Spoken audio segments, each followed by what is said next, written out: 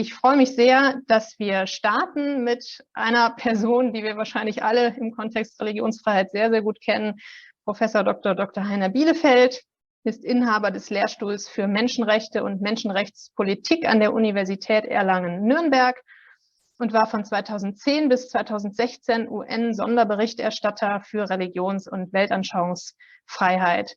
Und ja, ich freue mich sehr, Heiner, dass du heute hier einen Aufschlag machst, der erst einmal für eine Grundlage sorgt, damit wir danach uns auf einem Level mit dem Thema Religionsfreiheit und Populismus hoffentlich beschäftigen können.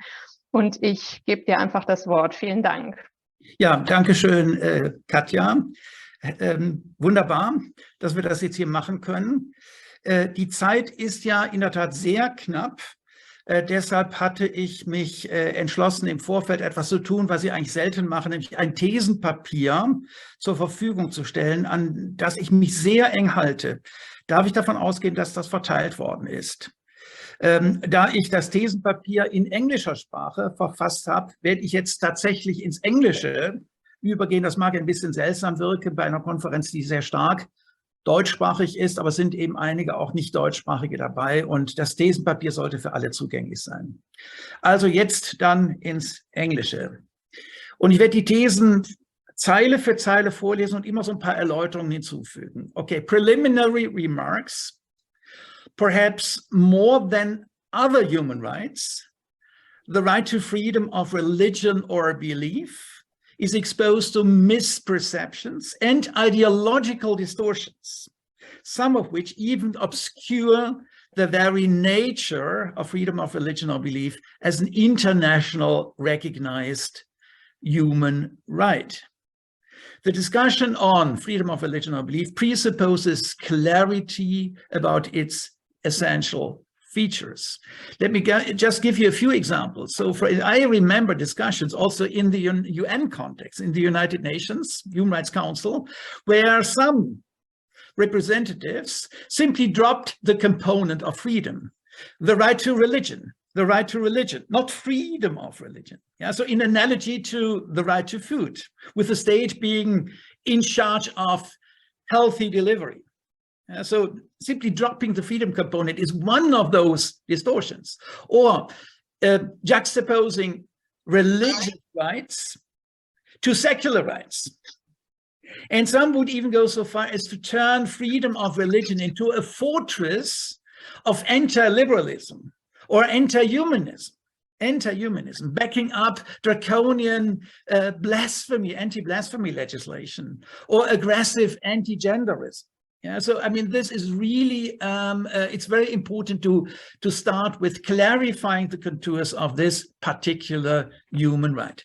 So first clarification, okay, one of the assumptions I've frequently come across is, quote unquote, for freedom of religion or belief, protects religion and promotes religious values, religious rather than secular values. Okay.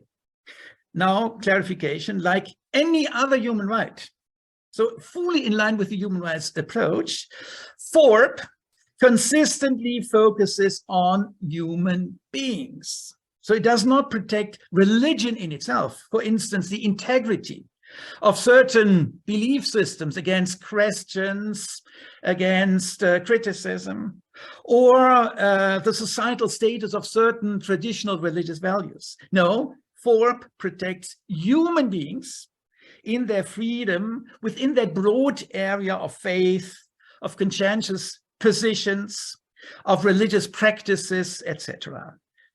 Okay, I mean, and it's important to say that, for example, in the UN context, we had for a decade a discussion on defamation of religion, so combating defamation of religion. So, and then FORP was turned into a protection of the honor of certain religions, rather than promoting freedom for human beings in the area of religion and belief. So FORP, okay, the focus on human beings, which is, I mean, a hallmark of human rights, the focus on human beings does not imply a narrowly individualistic reading.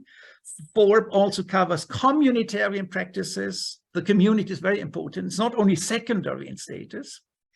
and also the infrastructure needed for sustainable religious community life. Okay, that was the first clarification, the consistent focus on human beings, just in line with any other human right. That's the human rights approach.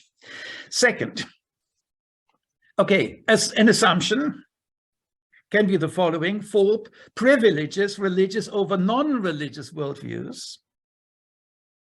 And of course, privileges are problematic from a human rights perspective. Now, the clarification as a right to freedom, and really one has to emphasize the freedom component. Fourth opens up the space for very diverse positions and manifestations vis-a-vis religion.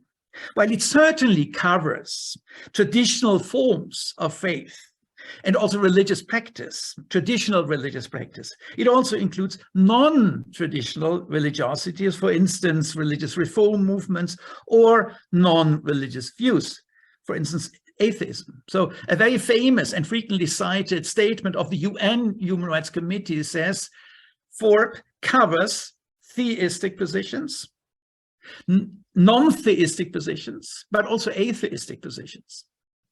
The general idea is that all human beings should enjoy respect as holders of identity-shaping convictions, so existential convictions, profound convictions, identity-shaping convictions, plus the related practices. So fourth is also a very practical right. It has to do with food, with clothing, with all sorts of practical life issues. The full title of this human right, it's a long title, that's why we use short forms. The full title is Freedom of Thought, Conscience, Religion or Belief. And the sometimes confusing aspect is that belief also explicitly is supposed to cover non-religious convictions. So in the German translation would be Gedanken, Gewissens, Religions- und Weltanschauungsfreiheit. So belief stands for Weltanschauungsfreiheit. Third assumption, Fourth is a particular Christian legacy and not applicable to some other religions like Islam. And okay, and that is something we often come across also in populist statements, also in Germany. So clarification, the historical genesis of Fourth is complicated. I mean, there's no time to really elaborate on that, but it's really complicated, full of tensions, conflicts, and paradoxes, also full of conflicts within Christianity. Until the 20th century, the Christian mainstream churches, particularly also the Catholic Church, to which I belong, the mainstream churches showed much reluctance, actually sometimes even condemnation, vis-a-vis human rights in general, and Fourth in particular, while other Christian movements had long been vocal in demanding respect for religious dissent and religious diversity. So conflicts within Christianity. And today, problems concerning the full recognition of Fourth still exist in many religious traditions, in Hinduism, in Buddhism, in Islam certainly, but also in parts of Christianity. Have a look at the Russian Orthodox Church, for example. So this is not a history we have, let's say, successfully completed in Christianity. So we are still in the midst of it. At the same time, promoters of Fourth work with very different results, work in virtually all religious contexts. So it's not certainly a monopoly of, let's say, a Christian legacy or Christian perspective. So my second last assumption, Fourth, and that maybe is the most important one now for, or clarifying that is most importantly also for the discussion that will follow. Fourth is inherently incompatible with other human rights, in particular with rights in the area of gender justice. So that is a very frequent assumption. Clarification. Now, tensions between different human rights-based concerns can arise in many ways. One example, freedom of expression, of course, can come into conflict with projects of combating racism or racist hate speech. Yeah? No one would follow from that experience that freedom of expression is inherently anti-liberal. Yeah? So everyone knows that it's not part of the problem only, it's more importantly also part of the solution. When it comes to Forbes, very often we see that certain uses are attributed to the very nature of this right. So, but in view also of many, many other conflict configurations within the broader human rights arena, we have to say, dealing with such conflicts around Forbes also is part of a normal human rights practice. And if problems or if certain conflicts occur, the purpose must always be to find an adequate, a contextual solution, a solution that does justice as much as possible to all the human rights concerns at issue in that particular situation. So, and now the most important maybe sentence in bold: it would be wrong, and that happens frequently, to turn contextual conflicts, which can always occur, into abstract dichotomies. And that is what happens in cultural wars. Abstract dichotomies is a zero-sum logic. The more we give into issues of gender, the more we lose out in the area of religious liberty, and the other way around. So I will finish within my time, my allotted time. So the last assumption, Forbes is a traditional human right, which has become superfluous in modern societies. No, of course not. Forbes continues to play an indispensable role in the contemporary world. It's maybe more important than ever. It represents the insight that human beings can develop profound identity-shaping convictions, in accordance to which they also want to shape their lives. So without Forbes, human rights would cease to do justice to the complexities of the human condition. Without Forbes, human rights would cease to be fully humane. Ohne Religionsfreiheit wären die Menschenrechte nicht mehr wirklich menschlich. Thank you very much.